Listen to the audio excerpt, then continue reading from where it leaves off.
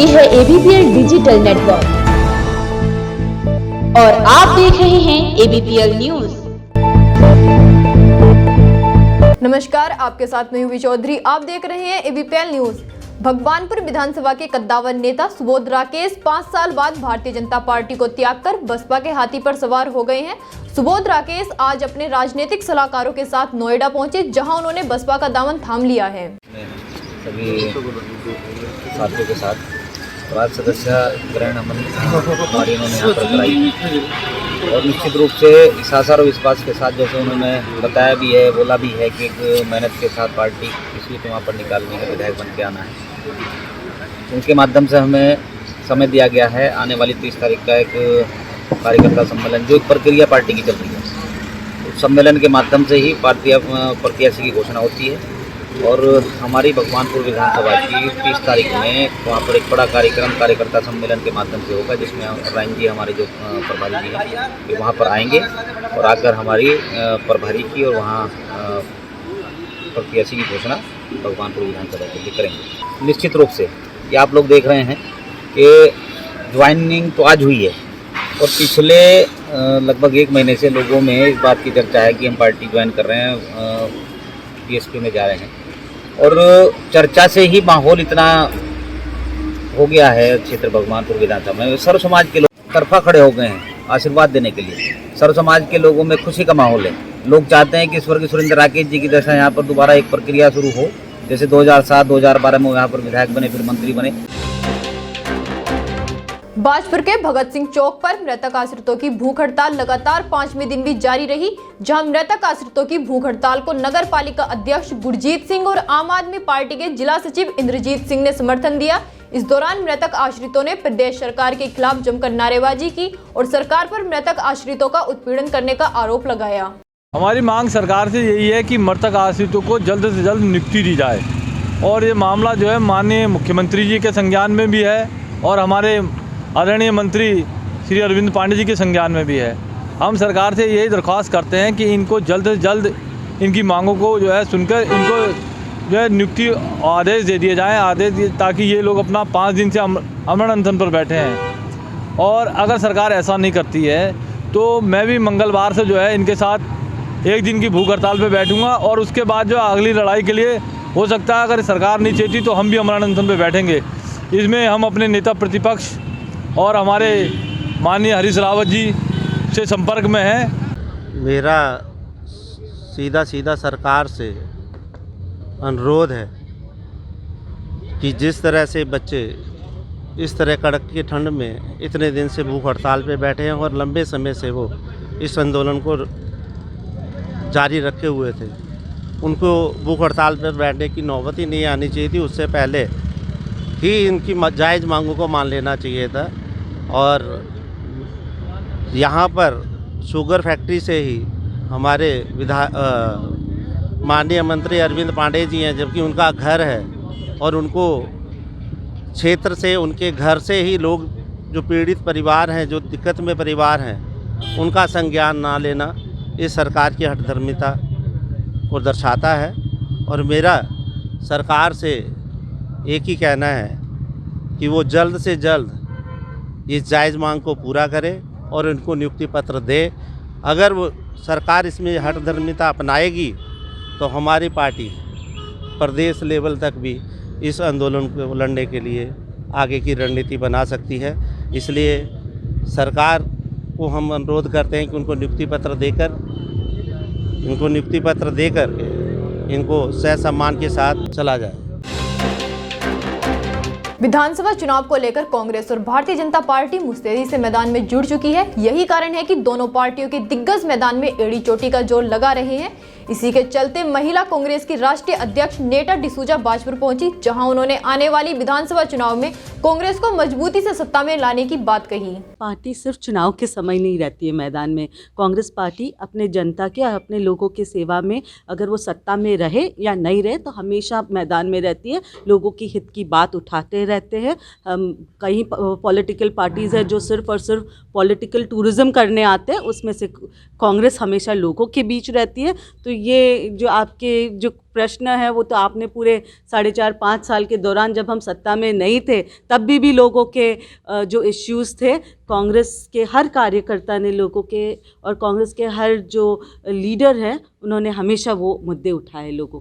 देखिए, कांग्रेस को, हम तो सच्चाई के मुद्दों पे चुनाव लड़ने जा रहे हैं। सच्चाई ये है कि महिला उत्पीड़न बहुत ज़्यादा बढ़ी है, रेप केसेस दुगना हो चुका है यहाँ पे, चाइल्ड ट्रैफिकिंग इंक्रीज़ हुआ है यहाँ पे, महंगाई आसमान छू रही है, ना बेटियाँ सुरक्षित हैं, और अगर देखने जाए तो इवन एमएलएज जो है सत्ताधारी पक्ष के, उनके कई एमएलएज खुद लिपट चुके हैं और खुद रेप केसेस में इन्वॉल्व है। और दुख की बात यहाँ पे उत्तराखंड में ये भी है कि खुद अगर हम देखें तो चलो पुरुष तो है, पर खुद हमारी जो मिनिस्टर है, जो women and child development minister इस सरकार के, उसके हस्बैंड भी इन्वॉल्व है, और एक महिला होते हुए भी वो अपने पति को बचाने का और उस जो पीड़ित को न्याय नहीं दिला पा रही है, न्याय नहीं दिला रही है, ये भी एक बड़ी दुख की बात है। तो मुद्दे जो है, तो बेरोज़गारी से लेके जिस तरीके से सरकार चल रही है, आप रास्ते देखो, खड्डे देखो, क्या क्या देखना है। देखिए, कांग्रेस पार्टी में जब तक टिकट डिक्लेयर नहीं होती है ना, या कोई आप ये नहीं कह सकते हो कि टिकट कट रही है, पता नहीं आप कटते हुए नज़र आ रहा है, पर ये जब तक डिसीशंस मीन्स ये जो आप कह रहे हो, जब तक डिसीशंस नहीं हो, we request the press and the media to stay away from internal matters of the organisation. ये संगठन के अंदर की बातें हैं, और ये मीन्स आप जाइए मीन्स बीजेपी के अंदर आप ये सब पूछ नहीं सकते हो, पर हम आपको इतना लिबर्टी दे देते हैं कि आप मैं ये कहूँगी आपको कि everyone has a right to ask for a ticket, सभी का अधिकार है, और वो अपने वो और रही बात महिलाओं की, तो हम पूरे कोशिश करेंगे कि महिलाओं को ज़्यादा से ज़्यादा रिप्रेजेंटेशन मिले। देश में ओमिक्रॉन संक्रमितों की संख्या तेजी से बढ़ती जा रही है। ओमिक्रॉन अब तक कुल 12 राज्यों में फैल चुका है। महाराष्ट्र 48 संक्रमितों के साथ पहले स्थान पर है तथा 22 संक्रमितों के साथ दूसरे स्थान पर राष्ट्रीय राजधानी दिल्ली है। वहीं ओमिक्रॉन की बढ़ती रफ्तार को देखते हुए विशेषज्ञों ने फरवरी में कोरोना की तीसरी लहर की आशंका जताई है। उधम सिंह नगर की थाना पुलभट्टा पुलिस ने थाना प्रभारी राजेश पांडे के नेतृत्व में अवैध असलाह की धरपकड़ के लिए अभियान चलाया। इस दौरान उन्होंने एक व्यक्ति से एक देसी रिवॉल्वर व एक तमंचा बरामद किया है। पुलिस ने आरोपी पर आर्म्स एक्ट के तहत मुकदमा दर्ज कर न्यायालय भेज दिया है। रात्रि में पुलभट्टा थाने द्वारा चुनाव के मद्देनजर शांति व्यवस्था ड्यूटी और संदिग्ध व्यक्तियों की चेकिंग की जा रही है। तो रात्रि में सूचना प्राप्त होने पर एक व्यक्ति को गिरफ्तार किया गया और एक व्यक्ति फरार हो गया, जिसके पास से 38 बोर का तमंचा, देसी फैक्ट्री मेड 5 राउंड का बरामद हुआ और एक 315 बोर का तमंचा और एक कारतूस बरामद हुआ। उनको गिरफ्तार करके न्यायालय पेश किया जा रहा है और ये पता करा जा रहा है कि वो कहाँ से लाते हैं, कहाँ बनाते हैं। इसमें गहनता से जांच कर आवश्यक कार्रवाई की जाए। उत्तराखंड विधानसभा चुनाव को देखते हुए भाजपा की विजय संकल्प यात्रा रविवार को कुमाऊं की काशी बागेश्वर से शुरू हो गई है। केंद्रीय मंत्री अनुराग ठाकुर, मुख्यमंत्री पुष्कर सिंह धामी, भाजपा प्रदेश अध्यक्ष मदन कौशिक तथा प्रभारी मंत्री बिशन सिंह चौहान ने विजय संकल्प यात्रा को हरी झंडी दिखाकर रवाना किया। वहीं यात्रा को लेकर कार्यकर्ताओं में काफी उत्साह नजर आया। ये संकल्प यात्रा हरिद्वार से गढ़वाल मंडल की प्रारंभ हुई है। इसमें हमारी पार्टी के राष्ट्रीय अध्यक्ष आदरणीय जगत प्रकाश नड्डा जी ने उस यात्रा को वहाँ पर शुभारंभ किया है और आज इस यात्रा का शुभारंभ यहाँ पर हमारे केंद्रीय मंत्री अनुराग ठाकुर जी की उपस्थिति में ये यात्रा यहाँ से प्रारंभ हो रही है और विजय का संकल्प लेकर हम आम जनों का, सभी बड़े बुजुर्गों का, माताओं बहनों का, नौजवानों का, सभी का आशीर्वाद लेने के लिए संकल्प यात्रा निकाल रहे हैं और संकल्प यात्रा के माध्यम से जगह जगह जाकर पूरी 70 की 70 विधानसभाओं में ये यात्रा जाएगी। और पिछले 7 सालों में जो मोदी सरकार ने काम किए, जो यहाँ की हमारी राज्य सरकार ने काम किए हैं, हमारी जो पार्टी के नीति कार्यक्रम हैं, उन सभी कार्यक्रमों को लेकर हम जनता के बीच में जाएंगे, उनका आशीर्वाद मांगेंगे। मेरा उत्तराखंड पूर्व की सरकारों में आकर भी हुआ, लेकिन पिछले 5 वर्षों में जो बदलाव देखा है सड़कों का, स्वास्थ्य केंद्रों का, और यहाँ तक कि मेडिकल कॉलेज 4 नए बन रहे हैं, 4 धाम की सड़कें, 4 लेन हाईवे, इस तरह के निर्माण कार्य हो रहे हैं। रेलवे लाइन को आगे बढ़ाया जा रहा है। एम्स ऐसे अस्पतालों से लेकर बड़े अस्पताल हमारे पहाड़ी राज्य उत्तराखंड में बन रहे हैं, ये अपने आप में बहुत अद्भुत है, प्रशंसनीय है। और मैं कहूँगा ये तो अभी शुरुआत है, अभी बहुत कुछ और करना बाकी। बागनाथ की धरती पर सरयू और गोमती नदी के संगम पर जो समा बांधा है यहाँ की जनता ने, जो आशीर्वाद दिया है, मैं कहता हूँ बाग बाग कर दिया है।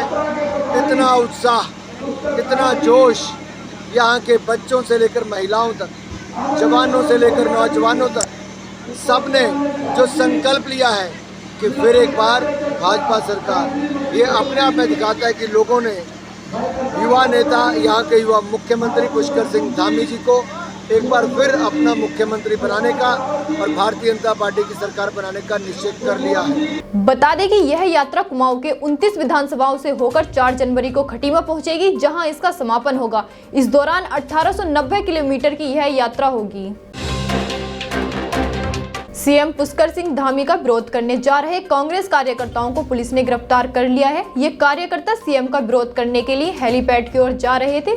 इस दौरान कांग्रेस ने सीएम को बैक के नारे भी लगाए। बागेश्वर नगरी जिस तरीके से नरक नगरी बना रखी है, यहाँ की समस्याओं को लेके हम मुख्यमंत्री के पास जा रहे थे, लेकिन रास्ते में ही पुलिस वालों ने हमें रोक दिया, जिससे हमें मजबूरन में काले झंडे दिखाने पड़े। आज बागेश्वर में जो सीवेज लाइन की बात कही थी, आज पूरी बागेश्वर की नदी गंदगी से एकदम लपालप भरी पड़ी हुई है। और इन्होंने कहा था कि हम बंदर भगाएंगे, बंदर से निजात दिलाएंगे, सूअर से निजात दिलाएंगे। अभी तक ये 5 साल पूरे हो गए हैं, अभी तक इन्होंने कोई निजात नहीं दिला रखा है। शिक्षा का स्तर एकदम घट गया है, रोड खड़ंच में तब्दील है, लेकिन यहाँ देखने वाला कोई नहीं है। तो हम उसकी समस्या, और बागेश्वर में महायोजना से गरीब लोग काफ़ी परेशान हैं, वो अपने मकान नहीं बना पा रहे हैं। 2 मुख्यमंत्रियों ने कहा कि हम महायोजना हटाएंगे यहाँ से, लेकिन अभी तक कोई शासनादेश यहाँ पर नहीं आया कि महायोजना हटने का कोई नाम नहीं। पूरी तरीके से सरकार पेड वर्करों को लाकर अपनी वाहवाही लुटाना चाह रहे हैं। अगर ये लोग जल्दी से महायोजना हटाने का अगर शासनादेश नहीं लाते हैं और जितनी भी समस्या हैं इनको अगर समाधान नहीं करते हैं, पूरी घोषणा कर रहे हैं, आचार संहिता लगने को तैयार है। अगर ये जल्दी से इसकी मांग पूरी नहीं करते तो मुझे चाहे ये जेल में भी भूख हड़ताल में बैठना पड़ेगा। मैं जेल में भी भूख हड़ताल पर बैठ। देखिए, इन 7 वर्षों में जो केंद्र की सरकार है, सबसे पहले तो हम उसके भी विरोधी हैं, और उसके बाद जो उत्तराखंड के अंदर 3 मुख्यमंत्री बदलने का काम जिस प्रकार से इस डबल इंजन की सरकार ने किया है, उसके बाद युवाओं को सड़कों में लाने का काम किया है, युवाओं से पकौड़े तलवाने का काम किया है। लगातार बागेश्वर विधानसभा की भी बात बताऊं आपको, बागेश्वर विधानसभा में लगातार बागेश्वर के माननीय विधायक जी बार खोलने के काम कर रहे हैं और युवा हमारे भटकने का काम कर रहे हैं, महिला विरोधी ये काम कर रहे हैं। लगातार समूह गौ की भर्तियां निकाल के ये लोग पेपर लीक करने का काम कर रहे हैं।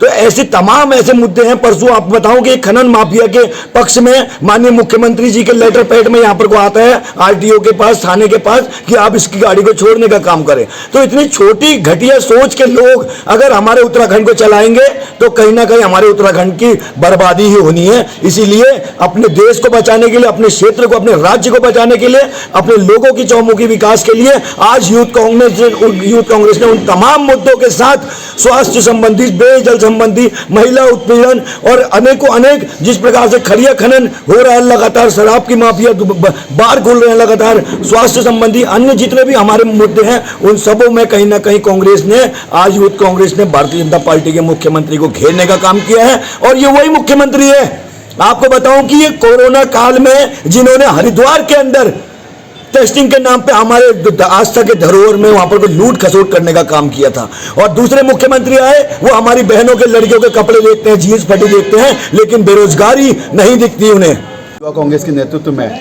जो माननीय मुख्यमंत्री और केंद्रीय मंत्री का जो हमने यहाँ पर विरोध प्रदर्शन किया है और काले झंडे दिखा के जो उनका विरोध किया, उसमें हमारी 22 सूत्री मांग युवा कांग्रेस की है। पूरे प्रदेश में आज बेरोजगारों की संख्या 5 लाख से ऊपर पहुंच चुकी है। लगभग 1,22,887 पद सभी विभागों में रिक्त पड़े हैं, उनमें जल्द से जल्द भर्ती की जाए। एएनएम एनएचएम कर्मी लगातार धरने पर बैठे हैं अपनी 2 सूत्री मांग के लेकर, उनका मांगों को पूरा किया जाए। जहां ये पूरे प्रदेश में और पूरे देश में सैनिक सम्मान की बात कर रहे हैं, लगभग 6 महीने से सैनिक कल्याण बोर्ड के कार्यकर्ता जो वह कार्यालय में जो कर्मचारी है वो लोग लगातार अपनी मांगों को लेकर धरने पर बैठे हैं। उनकी मांग वो नहीं सुन रहे हैं। कहीं ना कहीं उनका 2 रूप बीजेपी की सरकार के यहाँ पर दिखते हैं, क्योंकि कहीं पर एक बार सम्मान की बात करते हैं और कहीं पर उन्हीं सैनिकों का उत्पीड़न किया जा रहा है। इसी मांगों को लेकर पूरे प्रदेश के मुख्यमंत्री और केंद्रीय मंत्री का यहाँ पर युवा कांग्रेस ने आज विरोध किया और आगे भी जल्द ही इन मांगों पर यहाँ पर मांग पूरी नहीं की गई तो इसका आगे भी और विधानसभा तक इसका विरोध किया जाएगा। ये है ABPL डिजिटल नेटवर्क और आप देख रहे हैं ABPL न्यूज।